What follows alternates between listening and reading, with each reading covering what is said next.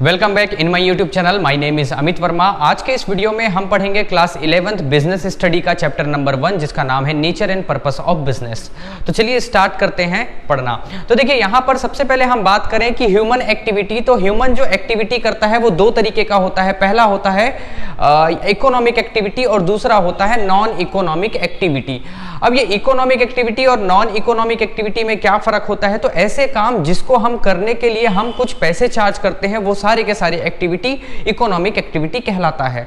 For example अगर कोई teacher है वो स्कूल में पढ़ा रहा है तो उसके बदले उसको सैलरी मिल रहा है, तो ये क्या है? वो कुछ पैसे अर्न कर रहा है जिससे वो अपने लाइवलीहुड, अपने जीवन यापन को चला रहा है। तो वो जो एक्टिविटी कर रहा है वो क्या कहलाएगा? इकोनॉमिक एक्टिविटी कहलाएगा। अब वो डॉक्टर है, डॉक्टर कहीं पर पेशेंट्स को देख रहा है अपने क्लिनिक में और उससे कुछ पैसे चार्ज कर रहा है, तो ये क्या है? इकोनॉमिक एक्टिविटी कहलाएगा। अब बस वाला है और एक बस वाला जो है जितने भी सवारी जो बैठ के जा रहे हैं उनको एक जगह से दूसरी जगह छोड़ रहा है, उसके बदले उससे पैसे चार्ज कर रहा है। तो आप समझ गए होंगे कि ऐसी चीजें, ऐसा एक्टिविटी जिस पर हम पैसा अर्न करते हैं वो सारी की सारी एक्टिविटी क्या कहलाती है? इकोनॉमिक एक्टिविटी कहलाती है। तो इकोनॉमिक एक्टिविटी किसको बोलते हैं? जिसका ऐसी एक्टिविटी जिससे हमको मनी अर्न होता हो और दूसरा उस पैसे से हम अपना जीवन यापन करते हों। उसके बाद बात आता है नॉन इकोनॉमिक एक्टिविटी का। तो नॉन इकोनॉमिक एक्टिविटी ऐसा एक्टिविटी होता है जो हम पैसे के लिए नहीं करते, एक लव, एक अफेक्शन होता है तो हम करते हैं। जैसे कि हमारे घर पे हमारी माँ हमारे लिए रोटी सब्जी बना कर रखती है, हमें खाना खिलाती है, तो ये क्या है? ये एक माँ और बच्चे का प्यार है।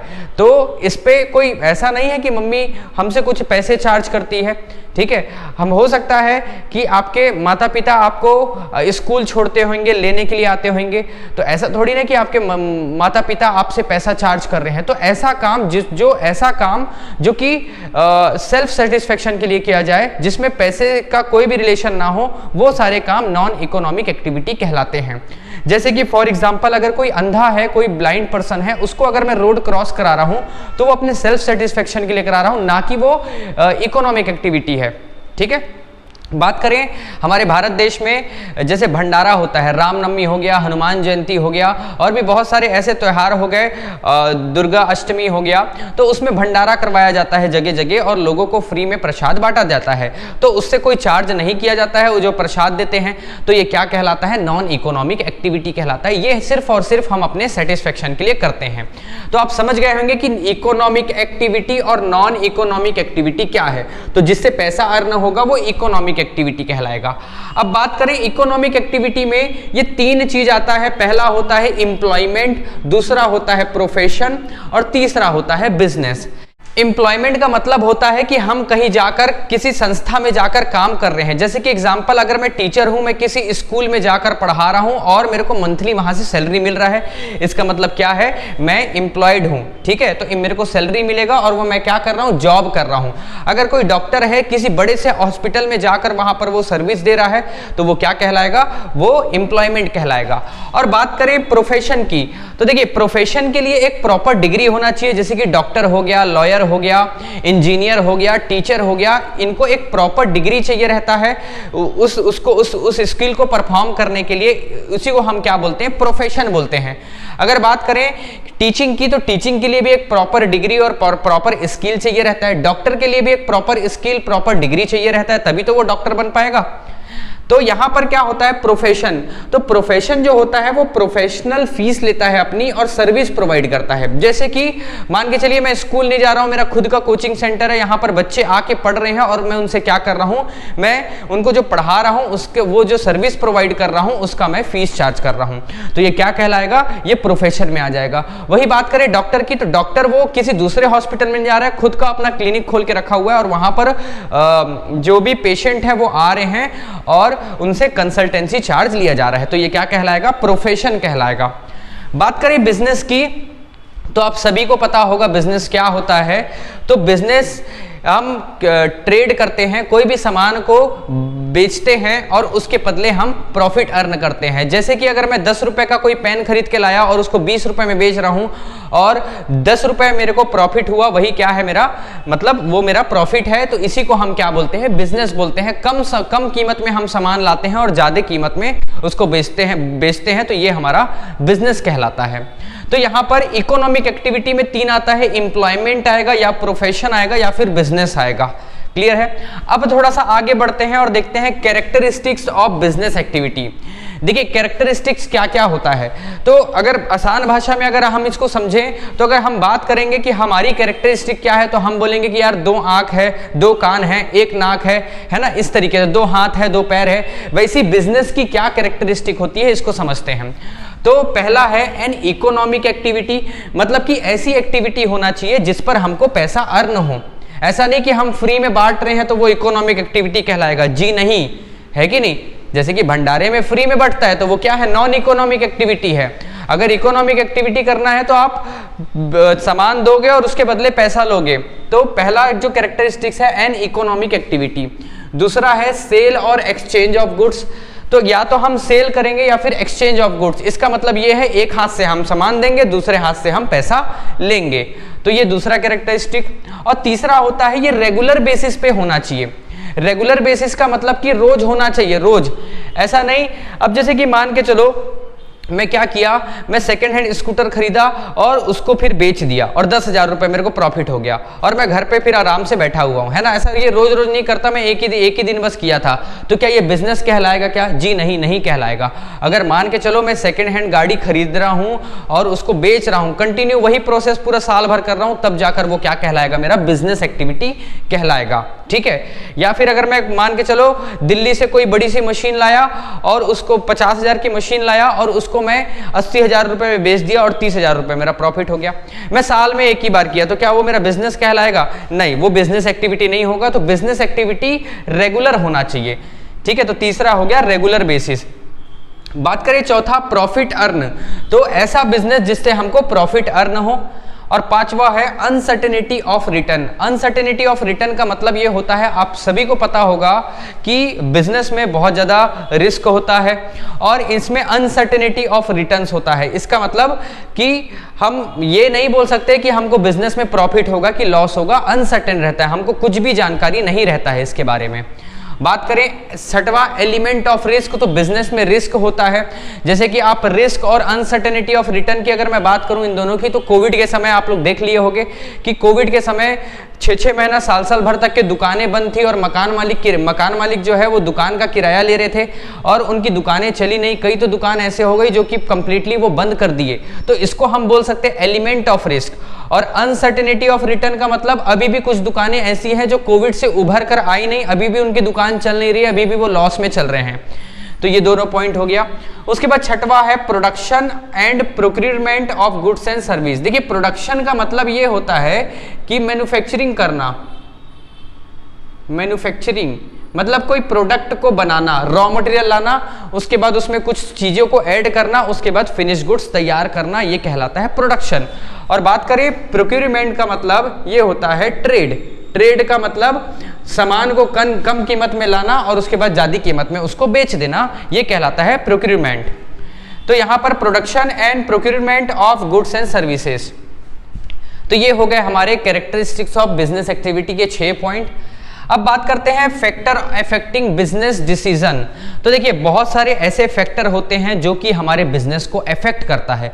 तो प्यारे बच्चों, अगर आप बिजनेस चालू करना, स्टार्ट करना चाहोगे तो सबसे पहले इन सारी बातों को आप ध्यान दे लेना, समझ लेना, उसके बाद ही आप कोई कदम उठाना। क्योंकि आगे चल के देखिए आप कॉमर्स पढ़ रहे हैं तो मोस्ट ऑफ द स्टूडेंट, मुझे ऐसा लगता है कि वो आगे चल के बिजनेस ही करेंगे, है ना।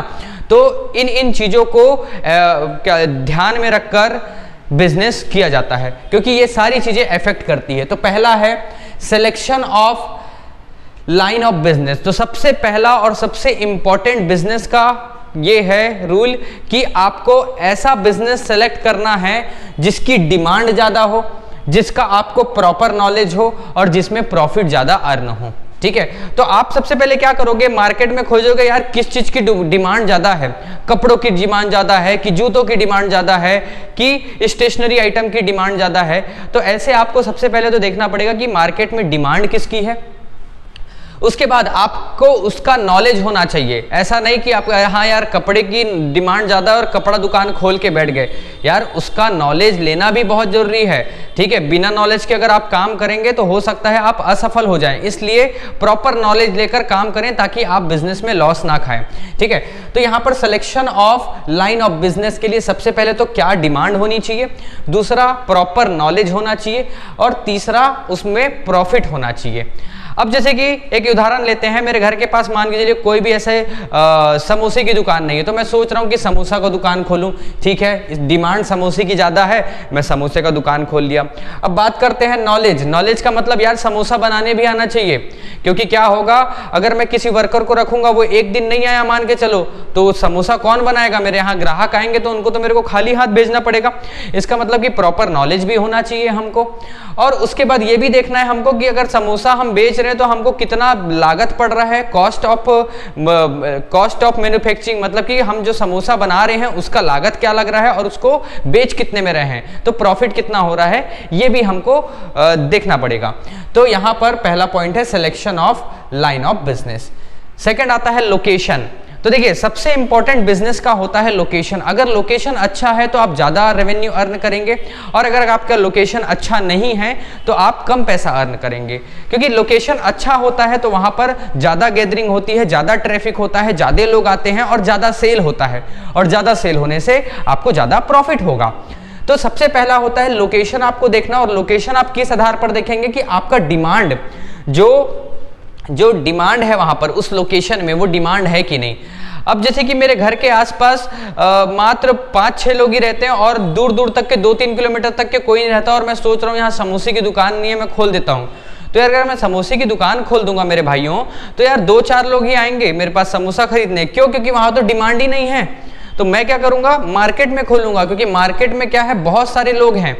तो सबसे पहले हमको लोकेशन में देखना पड़ता है कि उस लोकेशन में क्या चीज की डिमांड है, और दूसरा रॉ मटेरियल। रॉ मटेरियल का मतलब कि वहां पर मेरे को रॉ मटेरियल अवेलेबल होगा कि नहीं होगा। अब आपको मैं बता दूं, जैसे कि फॉर एग्जांपल जैसे स्टील कंपनी हो गया या फिर सीमेंट फैक्ट्री हो गया, जैसे कि छत्तीसगढ़ में बहुत जगह बलौदाबाजार जिले में आपका सीमेंट फैक्ट्री खोला गया। यार वहां क्यों खोला गया, शहर में क्यों नहीं खोलते हैं? तो मेरे भाइयों वहां पे रॉ मटेरियल मिलता है, लाइमस्टोन, चूना पत्थर जो होता है ना, वो वहीं पे मिलता है। तो वहीं पर ही फैक्ट्री को खोला जाता है, क्योंकि ट्रांसपोर्ट खर्चा बचे, क्योंकि वहीं पर रॉ मटेरियल मिलेगा और वहीं पर ही फैक्ट्री है, तो आपका ट्रांसपोर्टेशन चार्ज बच जाएगा, और वहीं पर ही वो क्या करते हैं, सीमेंट बनाते हैं, उसके बाद फिर जगह जगह उसको एक्सपोर्ट करते हैं अदर स्टेट में। तो आप समझ पा रहे हैं, तो लोकेशन क्यों जरूरी है। पहला तो डिमांड होना चाहिए वह उस लोकेशन में जो आप प्रोडक्ट बना रहे हैं या फिर बेच रहे हैं, और दूसरा रॉ मटेरियल वहां पर अवेलेबल होना चाहिए, मतलब कि इजीली आपको वो सामान मिल जाए। अगर मैं कोई बिजनेस कर रहा हूं जो अगर कहीं मिल ही नहीं रहा है, तो फिर वैसा भी बिजनेस करने का क्या मतलब। तो सबसे पहले मेरे को देखना पड़ेगा कि उसके रॉ मटेरियल अवेलेबल होने चाहिए। उसके बाद तीसरा है फाइनेंशियल अरेंजमेंट। तो मुद्दे की बात यह है कि आपको बिजनेस करने के लिए पैसे की जरूरत है। अब यार पैसा कहां से आएगा, तो 3 तरीके हैं। या तो आपके पास जो सेविंग रखाए होंगे उससे आप क्या कहते हैं अपना बिजनेस करेंगे, या फिर आप क्या करेंगे, बैंक से लोन लेंगे, और तीसरा है या फिर अपने रिलेटिव से आप मांगेंगे। क्लियर है। उसके बाद आता है चौथा, choice of form of business. तो आपके पास 3 चॉइस है कि आप किस टाइप के बिजनेस करना चाहते हैं। एक होता है सोल प्रोप्राइटर। सोल प्रोप्राइटर का मतलब होता है सिंगल आप ही बिजनेस ओनर रहेंगे, आप ही पूरा डिसीजन लेंगे, प्रॉफिट होगा तो आप ही एंजॉय करेंगे, लॉस होगा तो आप ही बियर करेंगे। और अगर मान के चलो आपको ज्यादा पैसे की जरूरत है या ज्यादा मैनेजरिकल स्किल की जरूरत है, तो आप क्या करेंगे, पार्टनरशिप फर्म खोलेंगे। 2-4 लोग को मिलाकर आप क्या करेंगे, पार्टनरशिप फर्म बनाएंगे और उसमें आप बिजनेस स्टार्ट करेंगे। देखिए पार्टनरशिप फर्म की क्यों जरूरत पड़ती है, एक आदमी तो अपने बिजनेस को बढ़ा नहीं सकता, और उसको बढ़ाना है तो उसको मैनेजरिकल स्किल की जरूरत है, तो 2-3 पार्टनर की जरूरत होती है ताकि वो कैपिटल भी ला ले और बिजनेस को और अच्छे से फैला सकें। ठीक है। उसके बाद करें, और आपको ऐसा लगता है कि आपको 4-5 लोगों के पैसे कैपिटल से और 4-5 लोगों के होने से नहीं चलेगा ये बिजनेस, तो आपको क्या करना पड़ेगा, कंपनी फॉर्म करना पड़ेगा जिसमें बहुत सारे लोग रहेंगे, बहुत सारे कैपिटल लगेगा, और फिर मिलकर आप लोग वो बिजनेस को स्टार्ट करोगे। ठीक है। तो पहला हो गया सोल प्रोप्राइटर, दूसरा हो गया पार्टनरशिप, और तीसरा हो गया कंपनी। सोल प्रोप्राइटर में एक आदमी बिजनेस स्टार्ट करता है, पार्टनरशिप में 2 से ज्यादा और 50 से कम। और कंपनी में आपके मोर देन 50 होते हैं, ठीक है। तो ये इस तरीके से आपका choice of form of business. उसके बाद बात करें, लास्ट है टैक्स ऑब्लिगेशन। देखिए टैक्स ऑब्लिगेशन क्या होता है, तो आप बिजनेस करने से पहले आपको ये मालूम होना चाहिए कि गवर्नमेंट जो हमारा जो प्रोडक्ट है उस पर कितना टैक्स लगा रही है। मान के चलो मैं कोई प्रोडक्ट बना रहा हूं जो कि 100 रुपए का है, जिसमें 50% गवर्नमेंट टैक्स लगा रही है, तो वो तो 150 रुपए का हो जाएगा, ठीक है, 150 रुपए का हो जाएगा। फिर उसको लोग खरीदेंगे कैसे? तो आपको ये जानकारी होना चाहिए कि सरकार उस पर टैक्स कितना लगाती है। और आप सभी को पता होगा कि गवर्नमेंट टैक्स कलेक्ट करती है और वही टैक्स कलेक्ट करके रोड बनाना है, सेवेज बनाना है ना, डैम बनाना है, जितने भी रिपेयर मेंटेनेंस के काम होते हैं वो सारी चीजें टैक्स जो कलेक्ट किया जाता है उसी से ही होता है, ठीक है। तो हम जो बिजनेस कर रहे हैं उसमें हमको ये पता होना जरूरी है कि गवर्नमेंट उस पर कितना टैक्स लगा रही है। अगर ज्यादा टैक्स लगाएगी तो हमारा प्रॉफिट हमारा कम बचेगा, और बात करें अगर टैक्स कम लगाएगी तो हम ज्यादा प्रॉफिट अर्न कर सकते हैं। तो ये हुआ हमारा फैक्टर अफेक्टिंग बिजनेस डिसीजन। तो ये आपका nature and purpose of business का पार्ट 1 था। पार्ट 2 में हम आगे के थ्योरीज को देखेंगे। और वीडियो को देखने के लिए बहुत बहुत थैंक यू।